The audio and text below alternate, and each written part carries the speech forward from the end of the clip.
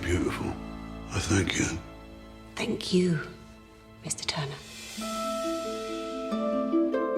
My little lad could draw. I thought he could read and write. Is that who? Constable. Turner. You're still making your nice little pictures, Mr. Turner. She'd make a fine subject for you to paint. Oh, is that so? I shall cogitate upon it. When I experience a masterpiece such as yours, I'm struck by the clarity with which you have captured the moment. Why on earth would he go and do that? He's ruined a masterpiece.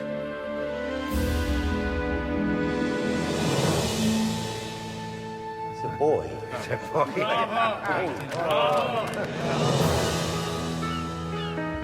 Mr. Turner seems to have taken leave of form altogether. Turner.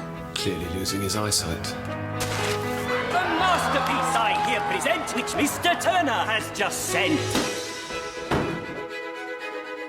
I believe you to be a man of great spirit and fine feeling.